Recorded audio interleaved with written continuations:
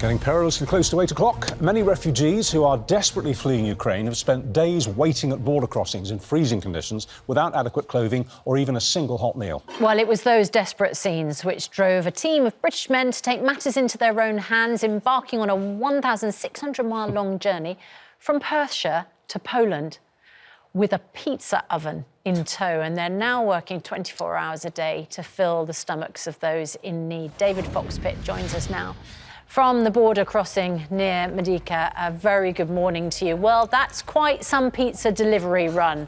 Tell us what you've been able to do there on the border.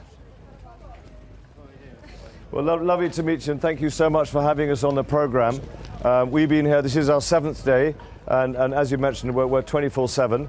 And if you just look towards the border, we've got literally 7,000 came across last night. We've got thousands of people coming across the Ukrainian border into Medica, where we are now. But we felt, like everybody, looking at the news, we had to do something. I've got a company, Wild Fox Events, that we do outdoor events, logistics. As I said, there's no use that stuff staying in the shed. We need to get it out here. And it was very much a decision happened literally 2 days before, 3 days before we came out. So it was a great rush. So you shackled so here we are, this amazing setup. Yeah. So you shackled so we got this amazing setup. Sorry.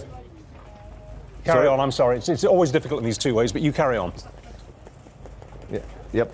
So we've got this amazing setup. So it's 24/7. So as you see here, we've got tea, coffee, hot chocolate. If you just zoom in, pot noodles. So these, mainly women and children, have been queuing for up to 16, 17, 20, 24 hours on the other side. It gets down to -12 at night. So they're very cold, they're very hungry. So what we have is our wonderful gazebo, Siobhan's Trust. This is for Siobhan's Trust. And we've got pot noodles, we've got everything. They can add hot water to it, tea, coffee, chai, kava, cow, which is hot chocolate.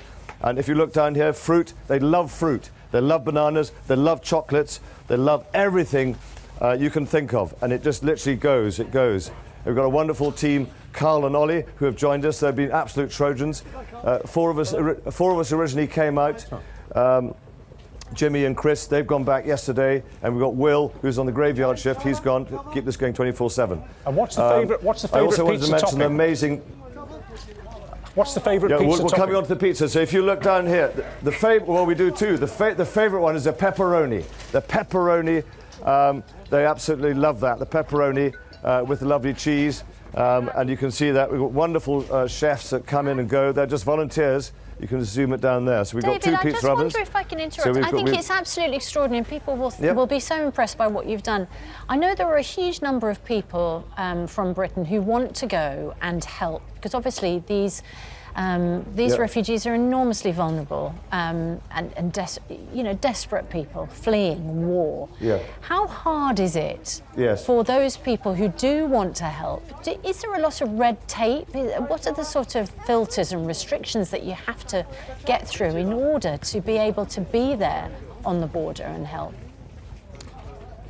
Well, I suppose that's a good question. It depends what you're coming with. We came with a huge, you can see the Unimog in the background, that's where I sleep, all those tents. So we had a lot of logistics. If you're coming on your own, I can imagine it's a PCR test at the border. We just drove straight through. It took us 3 days, very slow convoy, only goes 50 miles an hour. And I think, we've got lots of volunteers here now. We are running 24/7. But what I would urge people to do that want to come out is probably donate if they can, because the reason I say that, we have a big supermarket, literally a trolley. We do all our shopping by trolley. We resupply by trolley. If somebody's got a particular need, like chefs, we've got wonderful Harry we're about to interview now. Here's Harry giving a lovely bit of French toast out. Any skills, because Harry's here on Thursday, chefs would be amazing, because Harry's been running this incredible kitchen for a long time. All right, David. So I think. Yep. It's also Sorry, yep. Well, it's just that we're out of time, David, and I have to say that when all this is over, I think maybe you have a second career as a television reporter, because that was a remarkable piece of on-camera description. Again, we take our hats off to you, out there making a difference, making a difference in real time with real people. Can I just thank... Yes, very quickly. Can I just thank the Tayside and Strathern Help for Ukraine and the Polish Scouts in Perth, and particularly Morris Leslie. We've also got 2 huge articulated trucks coming out. And our great friend Miles and my wife, with a wonderful group of people from the schools, Ardrech and Glenarmon, have been putting all this together. So we're funding 2 massive trucks. We met the mayor of Shemish, which is a big town. There's a huge amount of love and support from all over the world, but we've taken so much up from Perthshire. So I just want to thank all those wonderful people who have sent money, donations.